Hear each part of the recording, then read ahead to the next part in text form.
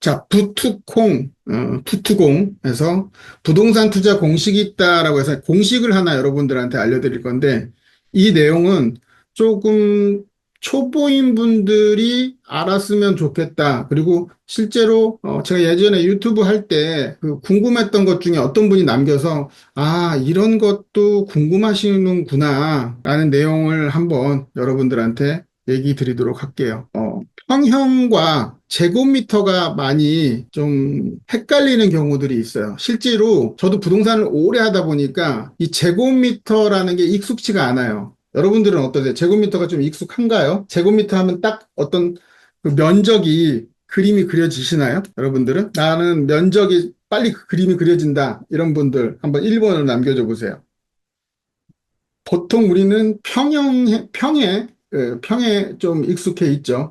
그래서 제가 여러분들한테 이거 좀 빨리 피부에 와닿을 수 있게끔 한번 얘기를 드릴게요. 그 전에 전용 면적과 공급 면적에 대해서 한번 얘기를 드려볼까 해요. 뭐 아시는 분도 있고 조금은 모르시는 분도 있을 거예요. 이거를 왜 제가 얘기하냐면 왜 우리 이제 부동산 뭐 아파트가 됐던 다세대라고 하는 빌라가 됐던 그 면적에 대해서 우리가 감을 좀 가져야 되는데, 뭐 예를 들어서 뭐 선사하는데 여기 이제 리모델링 하는 데인데, 이 아파트를 우리가 관심이 있다고 한번 생각해 보자고요. 이 아파트를 보통 시세를 파악하기 위해서 방법 중에 이제 네이버 매물에 들어가는데, 여기를 눌러보면 이렇게 구조가 나오고, 여기에 보면 공급 면적, 전용 면적이라고 나와요. 이거는 이제 부동산 불인이 분들이 좀 아시면 될 것 같은데, 그다음에 전용 면적 이렇게 있어요. 공급 면적과 전용 면적이 뭘까?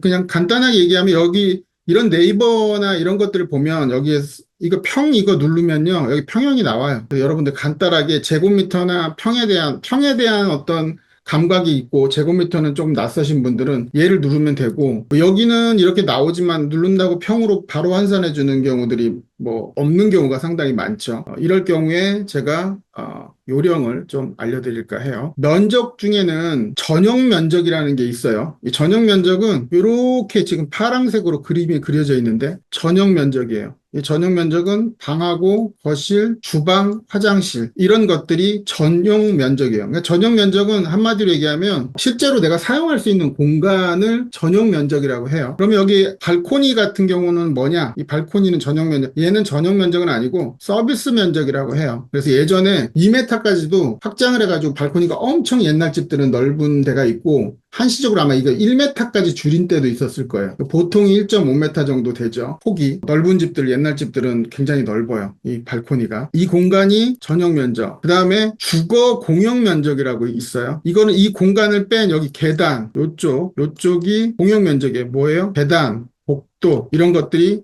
주거 공용 면적이죠. 뭐 엘리베이터도 주거 공용 면적이라고 보면 될 것 같고 주차장도 주거 공용 면적이죠. 그래서 이런 면적들은 이렇게 있다. 그리고 이 두 개 전용 면적과 주거 공용 면적을 합쳐서 공급 면적이라고 해요. 그래서 우리는 보통 이제 계약할 때 앞서 얘기했던 여기에 공급자가 들어가는 게 바로 전용 면적과 주거 공용 면적을 합쳐서 공급 면적이라고 해요. 그래서 공급 면적이 더 크죠. 전용 면적보다. 왜냐하면 이 공간을 뺀 공간이 전용 면적이니까. 그러면 우리는 뭐 계약을 할 때, 아파트 계약할 때 뭐를 해요? 계약 면적으로 계약을 하죠. 그럼 이 공급 면적에 기타 공용 면적, 관리 사무소라든가 노인정 이런 것들을 기타 공용 면적이라고 해요. 그래서 단지 내에 있는 아파트로 따지면 이런 면적까지 들어가서 합쳐서 우리는 계약을 하죠. 그래서 그게 계약 면적이라고 해요. 그래서 이런 것들 참고해서 하는데 이게 이제 제곱미터로 나왔는데 네이버나 이런 거에 들어가면 이렇게 나오니까 좋긴 한데 그럼 우리는 예를 들어서 이렇게 나와 있지 않은 상태에서는 어떻게 빨리 우리는 감을 좀 계산을 하면 좋을까? 저 같은 경우는 이렇게 하죠. 화면상에 59제곱미터 이렇게 써 있어요. 이게 감이 빨리 안 와요. 실제로. 이게 59제곱미터, 74, 84. 뭐 맨날 보는 분들 모를까? 그러니까 맨날 보는 분들은 좀 빨리 알 수 있겠지만 그렇지 않은 경우는 이 제곱미터가 어떤 크기가 빨리 와닿지는 않아요. 그래서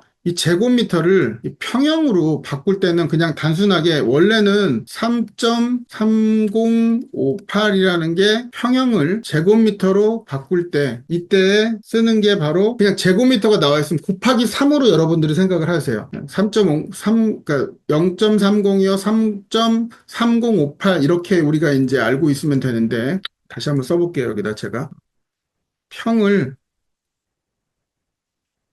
이거를 제곱미터로 바꾸려고 할 때랑 제곱미터를 평으로 바꿀 때가 있잖아요.